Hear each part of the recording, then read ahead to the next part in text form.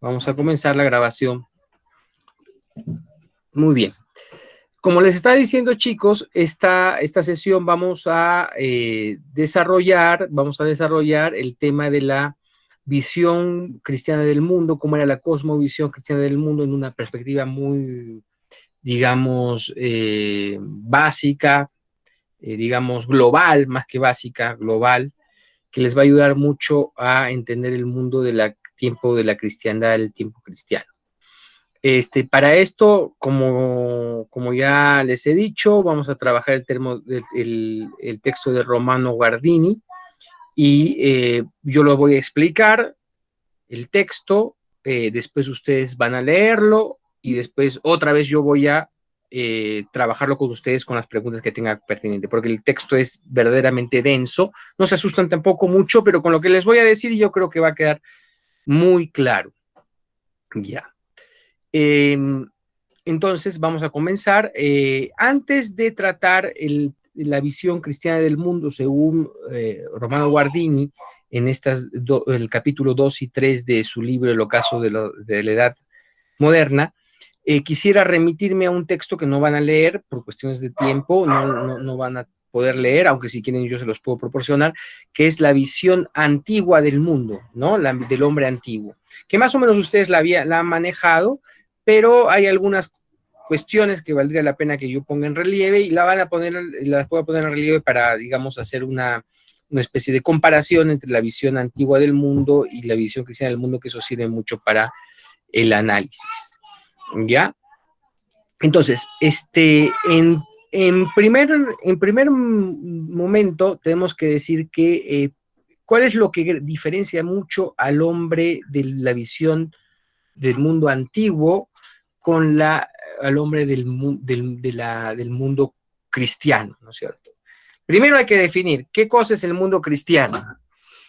El mundo cristiano no es tan fácil de definir, ¿no es cierto?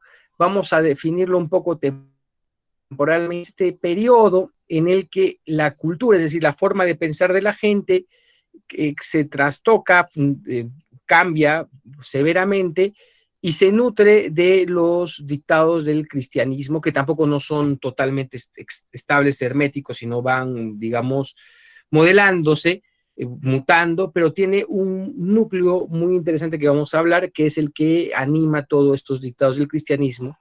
Y entonces esta época del cristianismo ya la vamos a llamar cristiandad.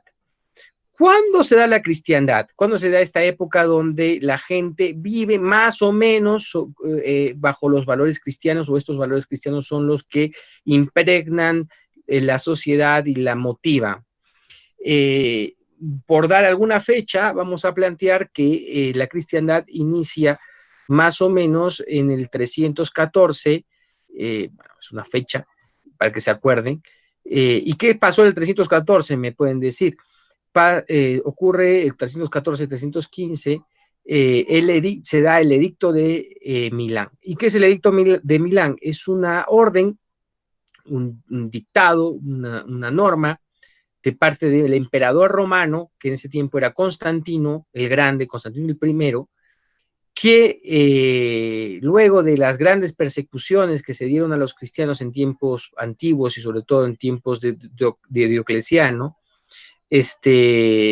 cambia el sentido de esto y legaliza, es decir, la vuelve legal a la religión cristiana. Y es más, no solo la legaliza, sino que él se convierte en catecúmeno, es decir, se convierte en una especie de candidato a cristiano. Él se bautizará, Constantino se bautizará en el hecho de muerte, pero el hecho de que el emperador romano, es decir, el más importante, el princeps, el primer ciudadano de Roma, ¿no es cierto? Y Roma es el mundo occidental, se convierte en cristiano o en prosélito cristiano y después en cristiano, ¿no? Le irradia de oficialidad al cristianismo y cambia de ser algo marginal o algo ya no bien extendido, pero que está fuera de la ley, a ser algo ya oficial, algo que se consolidará con el edicto de Tesalónica que se dan unos años después bajo otro emperador romano que se llamará Teodosio. Que Teodosio no solo legaliza o sea, mantiene la religión cristiana como una de las religiones que se pueden adorar, sino la plantea como la única, la religión oficial. Si antes existían unas religiones oficiales de tipo pagano, ahora existe una religión oficial de tipo cristiano. Y de ahí en adelante, en toda esa época, que después vendrán las invasiones germánicas o bárbaras, etcétera, etcétera, etcétera, etcétera, de ahí en adelante, hasta más o menos el siglo XVI, desde el siglo IV hasta el siglo XVI, habrá más o menos una oficialidad, una preeminencia de la forma de ver cristiana del mundo en la sociedad occidental. Donde no solo la iglesia, porque ahora también hay iglesia y ahora hay forma cristiana de ver el mundo, pero realmente no es la oficial, no es la hegemónica, no es la dominante, no es nada, al contrario, es la forma de ver el mundo de manera cristiana es a partir más o menos del siglo XIX, XVIII, XIX, es dejada de lado, tanto así que el poder, la organización pública es secular, o sea, deja de lado cualquier tipo de religión y se basa en otros principios que no son los cristianos. Lo cristiano se ha convertido en algo personal, por lo tanto, algo secundario. En cambio, en el tiempo que hemos denominado cristiandad, que se da desde el siglo IV hasta el siglo XVI, más o menos. ¿Y por qué dice siglo XVI, profesor? Porque ahí comienza la ruptura en la propia cristiandad, comienza el cisma de Lutero y ahí aparecen unos cambios que ya vamos a ver luego y que se rompe esa unidad cristiana, ¿no? Unidad de pensamiento que infundía y que movía toda la sociedad, ¿no?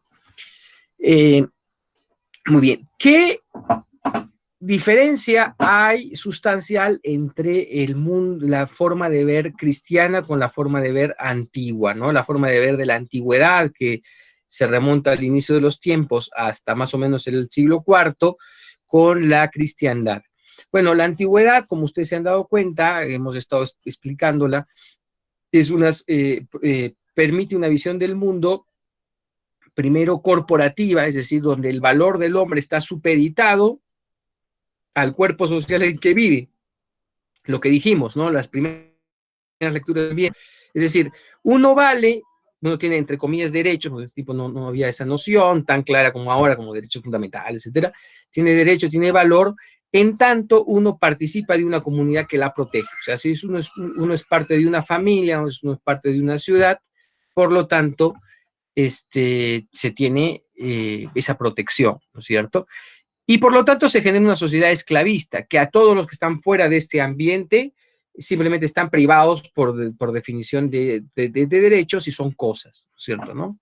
Eso va cambiando también, o sea, no es tan, lo estoy haciendo esquemático, pero esa visión del mundo cambia absolutamente con la difusión del pensamiento cristiano y su oficialización. Porque el pensamiento cristiano tiene una máxima que venga el papa que venga, pase lo que pase, va a ser la misma, que es que Dios se ha hecho hombre. Es el cristianismo. Dios se ha hecho hombre.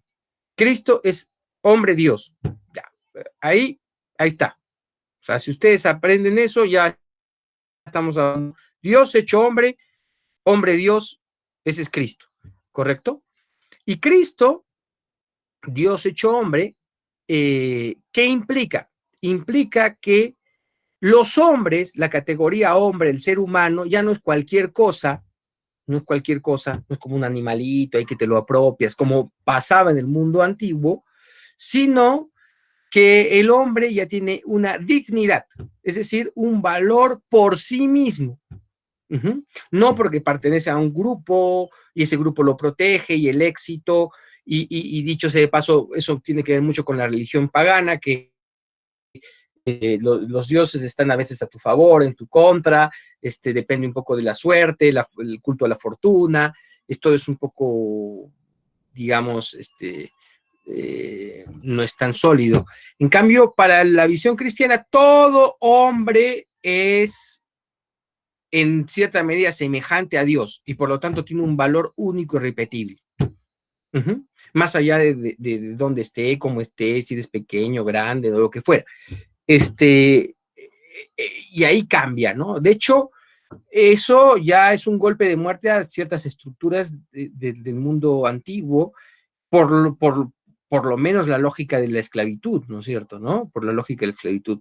La esclavitud desaparece, aparece lo que se llama en el mundo cristiano la servidumbre, es decir, ya no hay esclavitud, ya no es una cosa el que está debajo de tu poder, sino es una persona a la que tú tienes que, como autoridad, y eso es también una máxima cristiana, cuidar y proteger, ¿correcto? Por lo tanto, si en el mundo antiguo un amo mataba a su esclavo, no pasaba absolutamente nada. Es como si yo agarro y corto perejil de mi chacra, ¿no? O sea, no pasa nada. ¿Quién te va a decir algo? Nada, ¿no?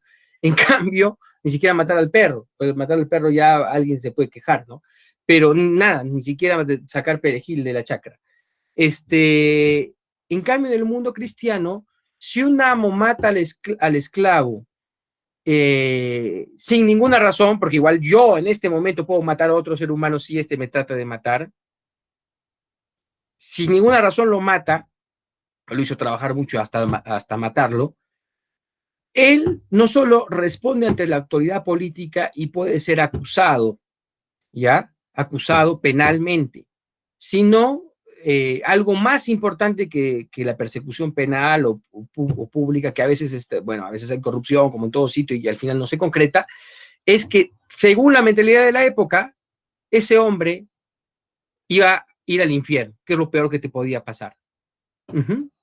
Y en cambio, en la mentalidad antigua, ahí no había ni infierno ni nada para el otro, no había una medalla si matabas a tu esclavo, porque bueno, es tu derecho. ¿Se entiende? Entonces, la esclavitud se abole, se acaba la esclavitud. Es un proceso, no es necesario sacar un documento y decir, se acabó la esclavitud, no. Se acaba la esclavitud, como la idea antigua.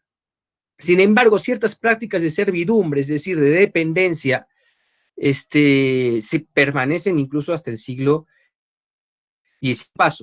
¿Quién mantiene la esclavitud en el mundo después de, por lo menos en la Edad Media, la llamada Edad Media? Los grandes traficantes de esclavos y que hacían esclavos a mucha gente eran los musulmanes, porque dentro de la lógica musulmana sí se puede hacer eso. En cambio, de la lógica cristiana no se puede hacer eso. Y a veces algunos cristianos pillos lo que hacían es compraban gente de musulmanes, que eran los tratantes de esclavos, o africanas, que entre ellos sí todavía mantenían las lógicas no cristianas, sino las lógicas paganas de apropiación del hombre, y se apropiaban del hombre y se lo compraban, ¿no? Bueno, grupos, los mayores estados negreros eran sobre todo los protestantes, que eran los holandeses y los británicos, y también un estado católico como el portugués, pero en mayor proporción los otros dos. Y se vendían a todo el mundo cristiano, pero a pesar de que se vendían al título de esclavo y como título de esclavo se mantenía como esclavo, ese esclavo, por ser humano, ya inmediatamente tenía el amo una obligación sobre él y no se le podía matar, no se le podía pegar injustificadamente, etcétera. Porque en el mundo cristiano uno podía ejercer lo que se llama la violencia correctiva, es decir, el jus corrigendi, es decir, a su mujer, porque era una sociedad patriarcal, eso sí, a la mujer, a la esposa, al hijo y al siervo, bueno, si te portas mal, te cae, ¿no es cierto? Pero no bajo dos principios, proporcionalidad y racionalidad. O sea, no puedo hacerle un daño desmesurado, absurdo, y segundo, no puede ser un daño arbitrario. O sea, yo te pego porque me gusta pegarte. No. Es como, por ejemplo, mi hijo a veces hace una tontería y yo lo que hago es, bueno, no le voy a pegar, pero le llamo la atención, le grito, ¿no? Y de hecho, ya eso es una violencia, es la violencia verbal. Yo estoy aplicando la violencia, pero ¿es una violencia desproporcionada? No. ¿Es una violencia arbitraria? No. porque tiene como fin la corrección de él mismo. Ujú. Igual, esa es la lógica de la violencia que se permitía en esa época, ¿correcto? Y yo he tenido contacto, gracias a Dios, con muchos documentos de la misma Arequipa de un buen número de esclavos, que son siervos en el fondo, esclavos negros, que hacían un montón de juicios a sus propios amos, juicios que ganaban, dicho sea de paso, sobre todo ante la sede eclesiástica, porque ya vemos que lo que pesaba mucho es el pensamiento cristiano que está en el fondo de la prohibición de estas prácticas. ¿Correcto? Muy bien. Entonces, cambia esta lógica, ¿no es cierto? Y cambia otra cosa que lo que acabo de decir no está en el texto de Guardini, pero voy a ahora hablar ya del texto de Guardini, y cambia una cosa interesante. Para el hombre del mundo antiguo, el mundo era ilimitado. ¿A qué me refiero con eso? Es decir, imagínense un pescado dentro de una pecera. Es decir, el pescado que está dentro de la pecera no tiene noción que vive en la pecera, no tiene ni noción porque justamente vive en ella. Y si es una esfera suficientemente grande, el pescado va a creer que es ilimitado, una esfera transparente, bonita, más o menos grande, se mueve y por su capacidad y su memoria, etcétera, etcétera, va a creer que el mundo es infinito. Porque llegando a los límites, el límite se va a borrar y no va a pensar que tiene, bueno, no piensa, pero intuir, ¿no es cierto? Que hay un límite en esa esfera. En cambio, el que está fuera de la esfera va a verla completamente. Para el mundo de la antigüedad, el mundo es misterioso, no se puede conocerlo totalmente, porque es inagotable, es infinito. Nadie lo puede ver en completud. Por lo tanto, es todo misterioso para el hombre de la antigüedad. Por eso hay una actitud supersticiosa en sus relaciones, ¿no? Supersticiosa que se basa del miedo y se basa de esta noción de asombro con perpetuo, maravilloso, pues un asombro completo del mundo, ¿no? Ante el mundo, y es un asombro con un respeto muy grande, porque sabe que no lo va a penetrar totalmente. Incluso las grandes mentes de la antigüedad, como el propio Aristóteles, Plotino, etcétera, etcétera, Platón, nunca plantearon que hubiera algo que estuviera fuera del mundo. Este es un tema clave. No hay nada fuera del mundo. El mundo es Dios, el mundo es todo lo que hay. Todo, ese todo se llama naturaleza y no hay nada más allá que eso. Incluso Aristóteles, que plantea del gran motor, el primer motor, una protoidea de Dios, no dice que ese gran primer motor está fuera del universo. Es el universo en algún punto. Es, digamos, la cúspide del universo, pero es el universo. Es la naturaleza. No hay nada más allá de naturaleza, la naturaleza por lo tanto se adora. Por eso también está el sentimiento panteísta frente al mundo, ¿correcto? La adoración mezclado con el asombro y el miedo, y el misterio. Esa es la actitud fundamental del hombre pagano, el hombre de la antigüedad frente al mundo. Incluso el hombre griego, que llega al máximo nivel del pensamiento de la antigüedad, ¿no? Ni que se diga ya de las otras culturas y tradiciones o civilizaciones. Entonces, para el hombre antiguo, el mundo es ilimitado, es infinito, es asombroso, no hay nada definido, no hay nada definido. Por eso, en el mundo griego podían convivir varias opiniones y no había ningún problema, porque como el mundo es inagotable y misterioso, tú dices A, yo digo B, tú dices C, no hay problema, no hay nada definido, todo es misterioso, todo está envuelto en una áurea de misterio y de asombro, y al ser infinito, las respuestas también son infinitas, ¿correcto? Muy bien. No hay un orden. Hay un orden, porque el hombre ve el concierto del mundo, lo que hemos estado diciendo, lo que respondía anteriormente, sobre esta noción del sentido de las cosas, pero sin embargo, a pesar que se advierte el orden de la naturaleza, este orden es un poco difuso todavía. ¿Qué pasa con el mundo cristiano? El mundo cristiano se basa ya no en los esfuerzos humanos de entender la naturaleza, que es esquiva porque es totalmente, está desbordada, ¿no? Porque no hay nada más allá de la naturaleza. Para el hombre cristiano hay una cosa que está encima de la naturaleza. ¿Y qué cosa está encima de la naturaleza? Que está antes de la naturaleza y que no es la naturaleza y que creó la naturaleza. Es una cosa que no lo pensó nadie más que el pueblo judío y después la tradición cristiana. Eso es Dios. Dios es un ser no natural, que está fuera de la naturaleza, pero más bien ha creado y movido la naturaleza. ¿Y cuál es el dato que nos dan para creer en este Dios que está fuera de la naturaleza? La revelación bíblica, vamos a llevarlo así, la revelación, tanto vetero como nuevo testamentaria, ¿no es cierto? ¿No?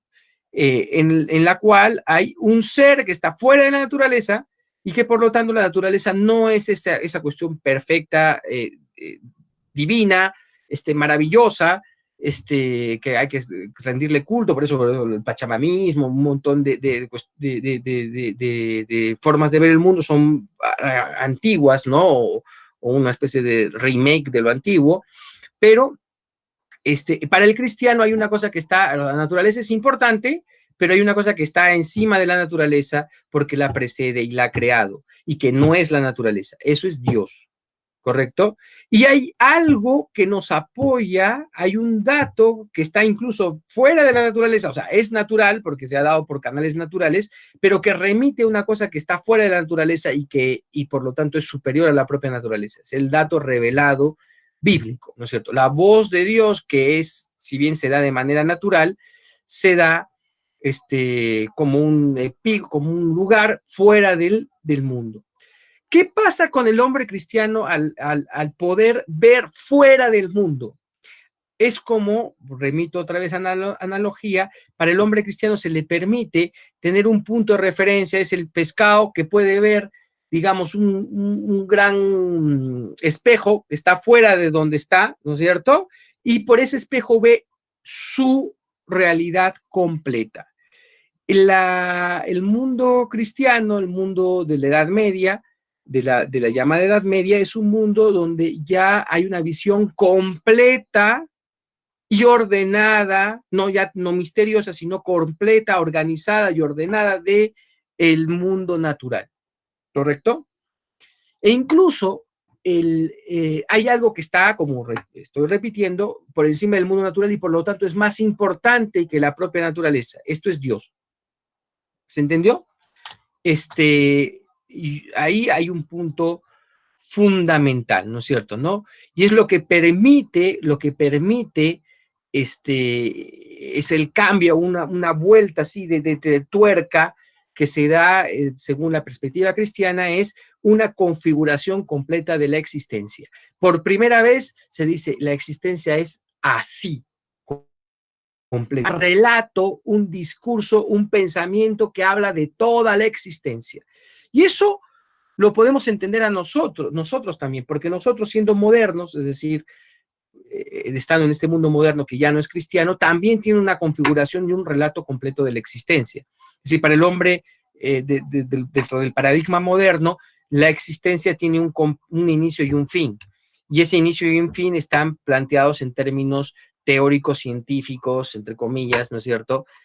Como que, bueno, hubo un Big Bang y tal, y hay un desarrollo final y al final llegará un final, ¿no? Que va a ser la destrucción del mundo o va a ser, según algunas utopías sociales que son modernas, ¿no? Digamos, el engrandecimiento total del hombre y que vamos a tener la sociedad perfecta, como decían los comunistas o los nazis o quien fuera, que íbamos a lograr la perfección de la sociedad. Es decir, en eso tenemos un punto en común, el mundo cristiano con el mundo moderno, el mundo de la cristiandad de la Edad Media con el mundo moderno, y no más bien con el mundo antiguo. El mundo antiguo no tenía esa visión lineal, es decir, el mundo comienza acá y termina acá. No. Era completo, perfecto y completo retorno, y por eso el mundo en esa época se medía por estaciones, ¿correcto? Todo era cíclico, ¿correcto? No había nada nuevo bajo el sol. En cambio, para el mundo cristiano ya hay un punto de inicio y hay un punto de fin. El punto de inicio es la creación, el punto máximo es la encarnación y el punto de fin es el juicio final. ¿Ah? Y eso ya está planteado por un dato que está encima de la propia naturaleza y que describe la naturaleza en su inicio, en su medio y en su fin. Entonces hay algo que describe la naturaleza por completo y que está por encima de la propia naturaleza. Y ese es el discurso de la revelación. No sé si me están siguiendo, pero que sí, es esta idea que está fuera de la naturaleza y que permite esa visión completa de la naturaleza del universo y de la historia, es decir, el universo natural en movimiento, ¿no es cierto?, ¿no? En el tiempo. Para el cristiano, a diferencia del hombre antiguo, ya conoce toda la historia del universo. El cristiano ya conoce toda la historia del universo. El cristiano conoce que hay un Dios, el cristiano conoce que ese Dios creó el mundo, el cristiano conoce que este mundo se reconcilia, o llega a la posibilidad de la unión más íntima con Dios mediante Jesucristo y la encarnación y la pasión y la resurrección, y llega el punto de, digamos, el descuento, estamos en el tiempo del descuento, donde ya va a ser el tiempo del juicio, el tiempo de la iglesia, donde ya se acaba el mundo, chao, y va a haber un nuevo mundo, ¿no es cierto? Un nuevo mundo ya transformado por Cristo, ¿no es cierto? ¿No? Transformado es el tiempo de la penitencia, de que nos portemos bien hasta que ya se acabe este mundo y estemos transformados por Cristo y va a haber el nuevo mundo, el nuevo cielo, la Jerusalén celeste, todos los nombres que se le dan. Bueno, algo así más o menos también hay en el discurso moderno, ¿no? Pero ya secularizado, ya no hay Dios, no hay nada, sino a veces se utiliza cierto discurso científico o lo que fuera, o discurso también mesiánico, como lo hicieron el comunismo, etcétera, donde hay un inicio de los tiempos y un hombre que se perfecciona hasta que lleva una maravilla, ¿no es cierto? Que es este juicio final secular, ¿no? Entonces, vemos que ya para el hombre cristiano el mundo no es algo cíclico, repetitivo, misterioso, sino es algo definido y que conoce bien. Y que él puede leerlo porque hay una cosa que permite leerlo y que es ese dato que está fuera de la pecera, es decir, fuera del mundo natural. Fuera del mundo natural. Porque si estuviéramos dentro del mundo natural, ¿qué dato dentro del mundo natural puede hacernos ver todo el mundo natural? Es imposible. Tiene que ser una cosa que está fuera del mundo natural. El hombre cristiano se proyecta afuera y desde ese afuera entiende toda la naturaleza y la domina. Tiene una noción de dominio, por lo menos mental, de la naturaleza, porque la comprende desde esos términos de la revelación bíblica. ¿Correcto? Muy bien. Entonces, ya hay otra forma de pensar del hombre cristiano, ya no la forma contemplativa, misteriosa, de relación de espanto, culto y dar bienes, o la relación con las deidades antiguas, que yo te voy a dar algo y tú me vas a complacer, que es esas realidades supersticiosas que, bueno, hasta ahora permanecen, ¿no? Que yo voy y te doy 7 velas y el santo me va a curar de la pierna, cosas por el estilo, ¿no? Es decir, una lógica del intercambio. No, por la lógica, eso es una cuestión antigua, eso es una cuestión, me dio un calambre, disculpe, una cuestión antigua, es una cuestión del mundo de la antigüedad. La lógica cristiana es una visión de un hombre que por remitirse a Dios y a la voz de Dios conoce el mundo completo, ¿no es cierto? Conoce el mundo por completo. Ya no hay esa cuestión misteriosa de que yo te doy, tú me das, tengo miedo. La relación con la divinidad no es algo de toma y daca y de miedo y de angustias. No, es una cuestión de visión completa del mundo. ¿Correcto? Muy bien. Y entonces en el hombre aparece esta visión de completud, ¿no es cierto? ¿No? ¿Y cómo se manifiesta esta visión de completud? Para la lógica del mundo medieval, el mundo estaba totalmente ya definido, y estaba definido en función a ¿qué cosa? A Dios.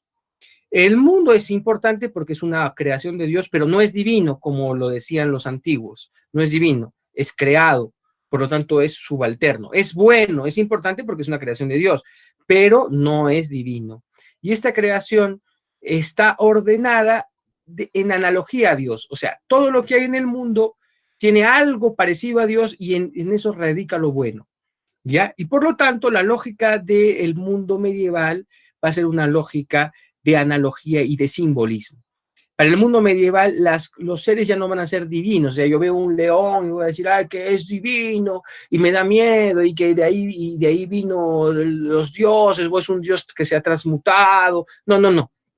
Para el hombre cristiano, todo es obra de Dios y yo voy a ver el valor del león en tanto analogía de Dios. Oh, el león, lo admiro y digo, ah, el león, qué fuerte es. Como Dios es sumamente fuerte. Esa es la analogía. Y yo veo el colibrí y el colibrí es variopinto, pintoresco, muy grato a los ojos. Como Dios es lo más grato a los ojos. Y así en el mundo hay una jerarquía de seres que tienen bienes y que todos esos bienes remiten al bien último y sagrado que es Dios. Y hay otro término entonces importante para el mundo medieval. Ya para el mundo medieval hay una noción de jerarquía. Eso es fundamental. Al tener noción de Dios, hay una noción de jerarquía, porque si Dios es lo más sagrado y lo otro no es sagrado, por lo tanto hay algo superior y algo inferior. Y en esa noción de superioridad e inferioridad ya está el germen de la jerarquía. Y el mundo medieval es un mundo donde se habla de las jerarquías. De hecho, son famosos los grandes títulos medievales donde se hablan hasta de las jerarquías celestes. Hay un gran número de ángeles y cada ángel, y ahí están los querubines, los serafines, los tronos, las dominaciones, cada uno tiene su jerarquía. De hecho, la jerarquía se muestra en el mundo cristiano medieval con la presencia de la misma Virgen María. La Santísima Virgen María es justamente en jerarquía la que está después de Dios, es la criatura máxima. Y después vienen otras criaturas superiores como los arcángeles, y después venimos algunos por ahí. Incluso los santos tienen jerarquías, ¿correcto? En tanto, ¿cómo hay jerarquías? Hay jerarquías porque en tanto hay bienes que Dios tiene en grado sumo y nosotros tenemos en algún grado. ¿Se entiende? Entonces, un fulano que tiene la posibilidad de tener un grado, o por ejemplo, tiene un bien, ahí está la parábola de los talentos, nos ayuda un poco ahí, tiene un bien, yo tengo 4 bienes, o sea, yo soy inteligente, guapo y hablo varios idiomas, y el otro solo es guapo. Pero si cultiva ese bien por amor a Dios y en ese bien reluce la belleza de Dios, ¿no es cierto? Ese bien se consagra y llega a un nivel sagrado y en el nuevo mundo, en los nuevos cielos, ese hombre va a tener una jerarquía según lo que le dio Dios en el principio de los tiempos, porque por eso hay lombrices y hay serpientes y hay leones, todos son buenos, pero todos en jerarquía, ¿correcto? Pero lo que es absolutamente malo es tener bienes y o sea, yo tengo muchísimos bienes, pero digamos que los desprecio, ahí está otra vez la parada de los talentos, y simplemente no los pongo en disposición de Dios, sino los pongo en disposición de mí mismo, y ahí sí ya es la negación de Dios, que para el mundo cristiano es el infierno, la infelicidad absoluta. Por eso hay paralelismos en el mundo cristiano medieval entre, por ejemplo, el ángel más bello del mundo que tenía todos los bienes, pero no los puso en disposición de Dios, el demonio, Luzbel, Lucifer, Satanás o como quieran llamarlo, y aquella que tenía todos los bienes, pero los puso siempre a disposición de Dios y por lo tanto es la madre del mismo Dios, que es la Santísima Virgen.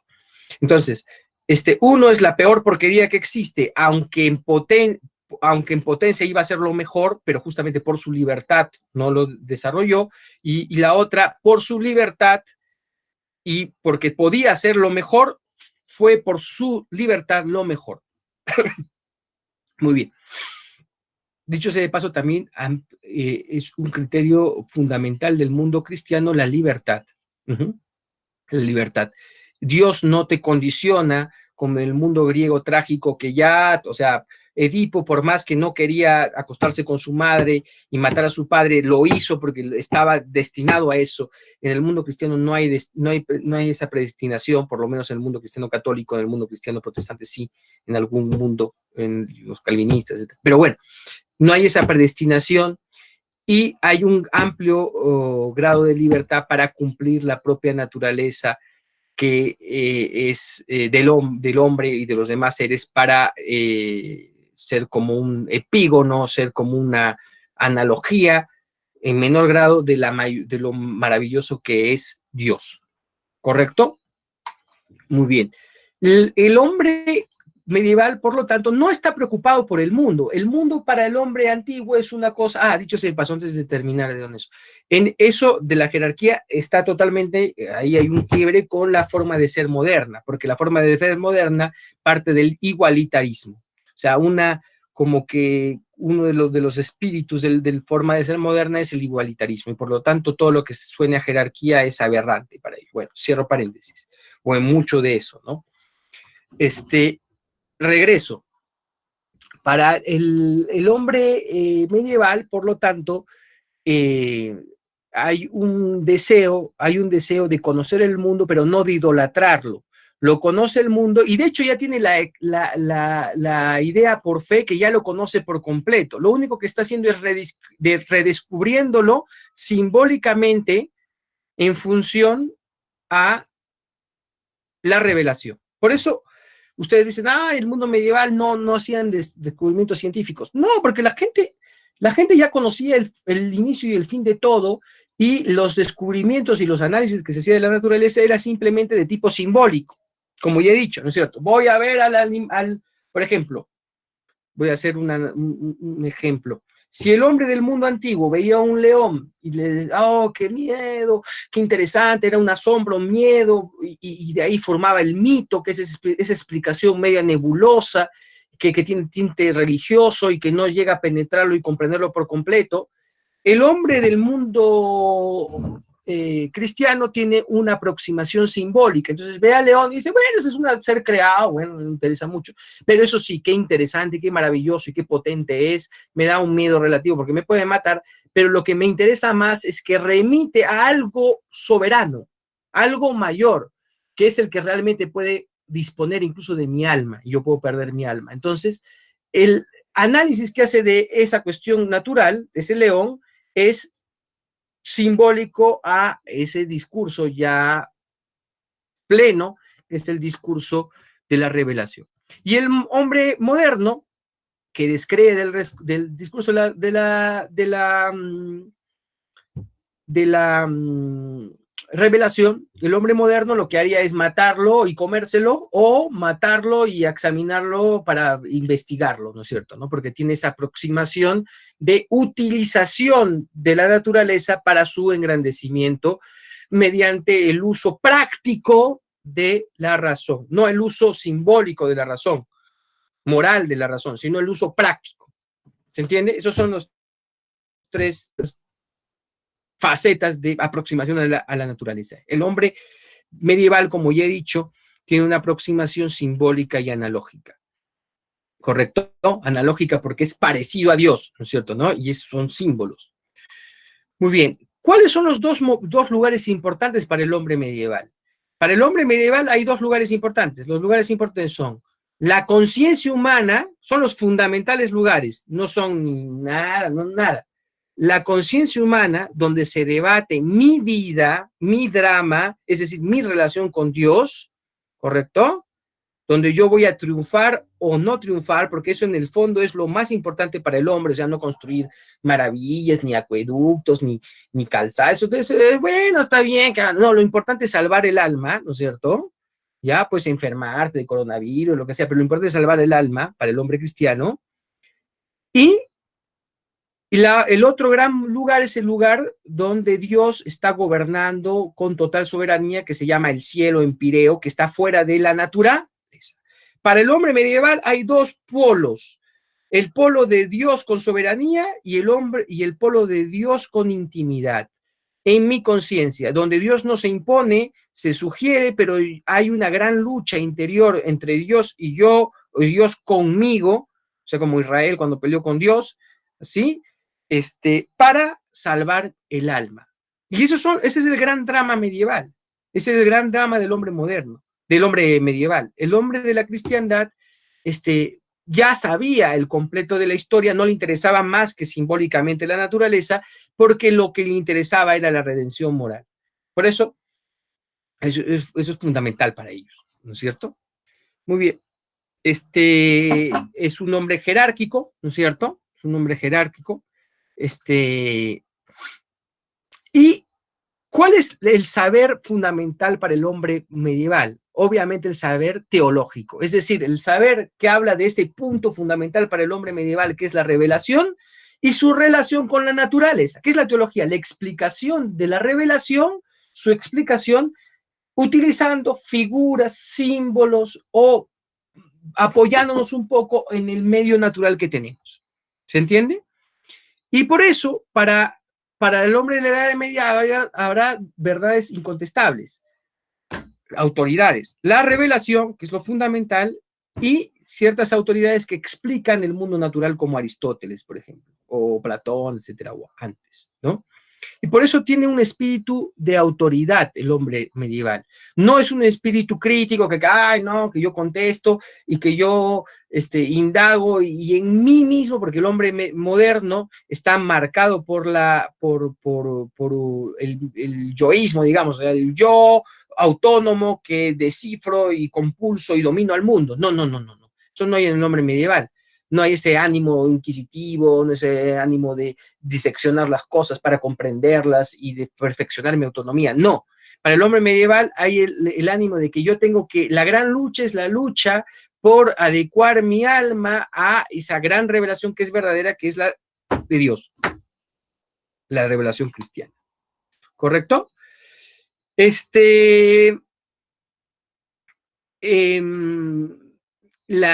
Por lo tanto, ¿cuál fue la cima del pensamiento medieval? Fueron dos las cimas del pensamiento medieval, las sumas, ¿correcto? Las sumas, que son esas grandes explicaciones, una de ellas es la famosa suma teológica y otras sumas morales, etcétera, son explicaciones globales, completas del mundo, algo que no podía hacer el hombre antiguo, porque no podía verlo completamente, y esas explicaciones completas y globales del mundo se dan en función a esa idea fundamental que podía explicar todo el mundo, que es el núcleo de pensamiento católico, cristiano, que es Dios se hizo hombre y está fuera del universo, fuera del mundo, y la revelación del propio Dios hecho hombre, Cristo. Ese principio fuera del mundo puede explicar el mundo, y esa explicación global del mundo, que no es de tipo científico empirista, es decir, yo voy a ir a buscar cada hoja y compararla y clasificarla y con eso voy a entender el mundo. No, no, no. Ya tenemos para nosotros la pista, la clave hermenéutica, la clave de interpretación es la revelación, no es la aproximación empírica, es decir, la observación, eso no es, ¿correcto? Muy bien. Alguno de ustedes me dirá, ¿y los antiguos sí tenían esa clave de interpretación? Sí, tenían esa clave de interpretación empírica, de observación, pero sin embargo nunca quisieron una explicación global y completa.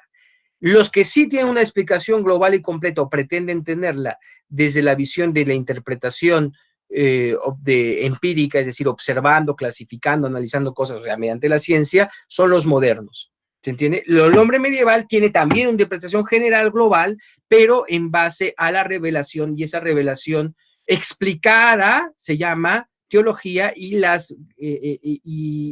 esos compendios de saber, de descripción de todo el mundo, las sumas, las llamadas sumas, ¿no es cierto? Ahí el mundo se comprende racionalmente, porque las sumas no solo son fe, ojo, no esto es fideísmo, no es repetir 50 veces la Biblia y aprenderte la memoria, no, es explicar esa partícula de conocimiento que es revelado y que tú lo tienes como autoridad definida, pero que es racional a la vez, porque la revelación es racional.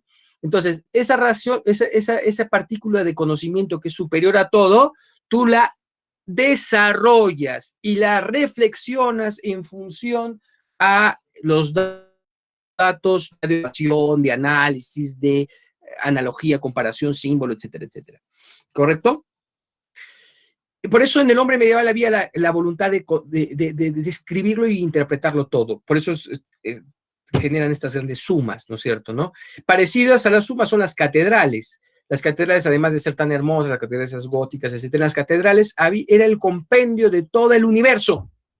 Por una entrada estaba explicado la creación, y por la parte del ábside, es decir, donde se hace la consagración, está justamente el gran crucifijo, y por la otra salida estaba el juicio final. Entonces, cosa que ya la historia del mundo estaba ahí, resumida. Y todo lo demás que podía ocurrirte en tu vida era una porcioncita de esa historia del mundo. O sea, la historia del mundo se repite 1000 veces, es decir, Dios te ama, te crea, tú no eres fiel, Dios te quiere serte fiel mediante Jesucristo, y ya depende de ti si te condenas o te salvas, y está el momento de la libertad. Esa historia que se puede explicar de 1000 maneras, con 1000 ejemplos, que son los ejemplos de los santos, de los patriarcas, de los profetas, de tal y tal y tal, también se replica en tu interior, porque es la historia de la salvación personal. El mundo del hombre medieval. El mundo del hombre medieval es un mundo que gira de la gran preocupación moral por su alma, y está imbuido en eso, y busca, y sabe, y tiene constancia de esta gran explicación del mundo, y la vive, la practica, la ve en las catedrales, a pesar de ser analfabeto, la ve y la conoce muy bien, ¿no es cierto?, al que era analfabeto, y finalmente pretende replicarla en su alma. Por lo tanto, lo que quiere conocer de la naturaleza va a ser simplemente un medio moralizante para salvar su alma. Otra vez repito, para el hombre medieval, ver el león no es para disecarlo, para utilizarlo, no. Es para tener un símbolo moral para mejorar su relación con Dios. ¿Entiende? Muy bien, ya hablamos del simbolismo, ya hablamos de la jerarquía, que es algo fundamental, ya hablamos de buscar una explicación completa y global, un discurso completo que proviene de esa idea de que la revelación ya dio la clave de entendimiento global del mundo, ¿no es cierto? Ya es la noción de la plenitud de los tiempos, ¿no? Y hay una forma arquitectónica también, se le llama, eso lo vamos a estudiar luego, la sociedad medieval es la sociedad arquitectónica, porque no solo porque la arquitectura de las catedrales que reflejan el mundo completo, sino porque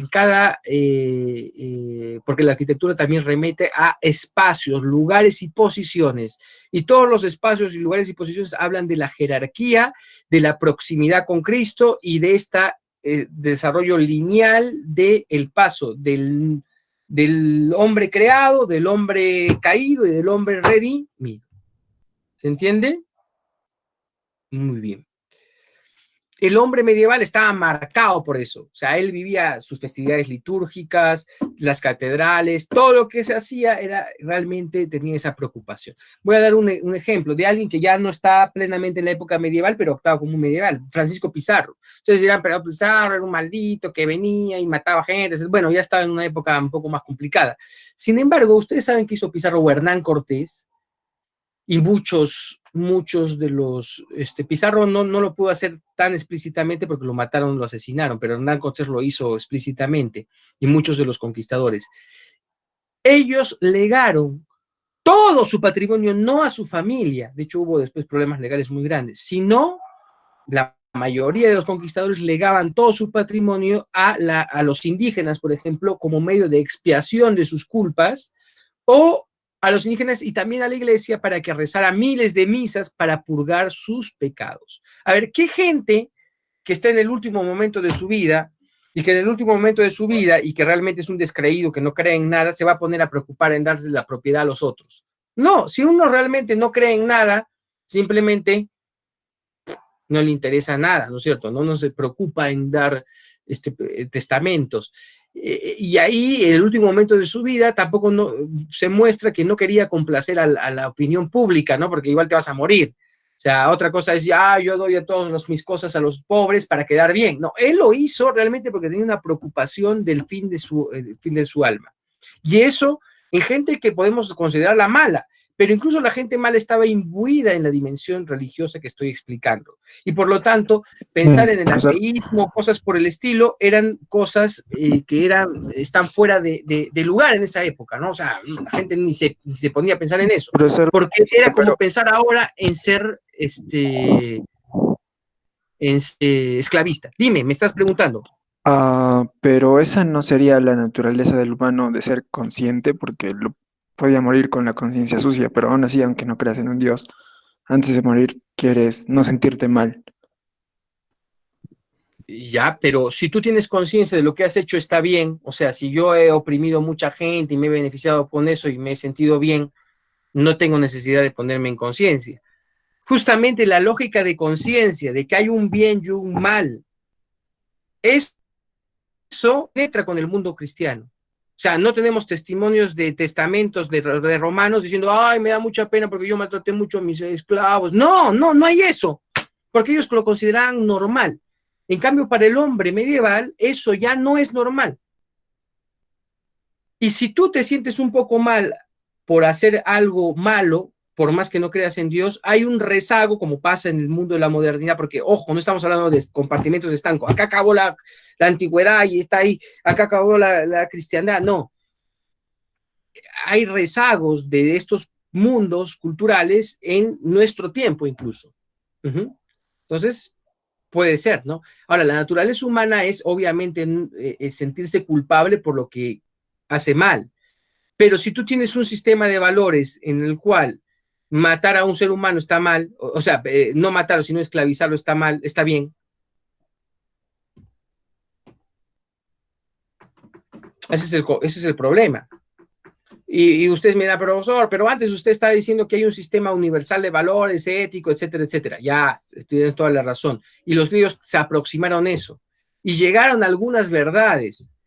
Pero no era del todo claro, ¿ah? Porque incluso el propio Aristóteles justifica de alguna manera el esclavismo,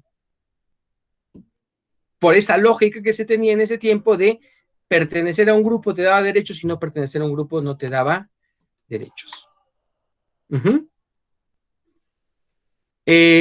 voy a terminar, te agradezco mucho la pregunta. ¿Quién me ha hecho la pregunta? Yo, profesor. ¿Sergio? Daniel Iberos.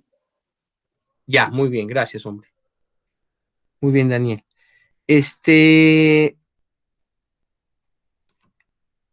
Para terminar, ¿cuál es otra cosa fundamental del mundo medieval, ¿no es cierto? ¿No? Ya voy a reforzar la idea de la importancia de la noción del símbolo, ¿no es cierto? ¿No? Ya lo real y lo pleno existe en otro mundo.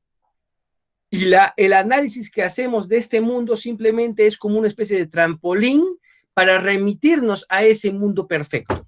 Entonces, yo estudio el león o un bicho, un escarabajo, no por el valor en sí de eso, que es el valor de las cosas aquí para el mundo medieval es un valor relativo en tanto se parece, es simbólico, es analógico al valor absoluto de Dios. Y el hombre medieval está consagrado a eso, ¿correcto? Muy bien. Entonces, ¿cuál es el modelo, por lo tanto, del pensamiento medieval? El modelo es la disputa retórica. Es decir, ellos estaban más interesados en plantear un tema y analizarlo de manera literaria, de manera no literaria, digamos, artística, también, ¿no? Sino analizarlo de manera simbólica, es explicar, comparar, hacer analogías, ejemplos, eso, que analizarlo de manera, entre comillas, ahora científica, es decir, disgregarlo, ver sus partes, entender sus componentes, etcétera, etcétera, y ver las constantes. Eso es lo típico del mundo científico. No, para el mundo medieval lo más importante es un análisis global de todo eso que tiene relación, se parece y es concordante para una visión completa de la existencia que refiere y es parecida a esa visión completa de la existencia que es Dios. Ese se llama la verdad dialéctica, es decir, mediante el conversar, la disputa, eso es lo que hace pues Santo Tomás y todos ellos, tratan de desentrañar ciertas cosas que son difíciles de desentrañar mediante la comparación, mediante la lógica del símbolo, mediante, digamos, la red de representaciones que puede tener algo conforme a otra cosa, y obviamente utilizando la razón, que para eso hay que utilizar la razón. Sin embargo, se queda en ese nivel retórico. En cambio, ir a las cosas mismas, es decir, agarrar el perro, no decir el perro se parece a tal, el perro es tanto, etcétera, etcétera. No, no, no. Eso no hace el hombre moderno. El hombre moderno, ¿qué hace? Agarra un perro, lo mata, lo disecciona y comienza a compararlo, y después mata 50 perros y ve sus constantes y ya está, ya es un paper. Ese es el mundo moderno, ¿no es cierto? El mundo medieval es diferente. Y hemos visto, ¿no? Es como que la verdad discursiva va por otro lado. Muy bien, espero haber planteado cierta idea básica de lo que dice este texto, ¿no? Y ya estamos ya para terminar, y voy a pedirles que ustedes lo terminen de leer y ya me hagan las preguntas correspondientes a la próxima clase y lo agotemos lo más que podamos. Y de hecho van a aparecer nuevas dudas, de hecho por sus dudas vamos a enriquecer cosas que yo, bueno, ni siquiera he tocado, ¿ya? Les agradezco mucho, chicos, y ya pues nos vemos la próxima.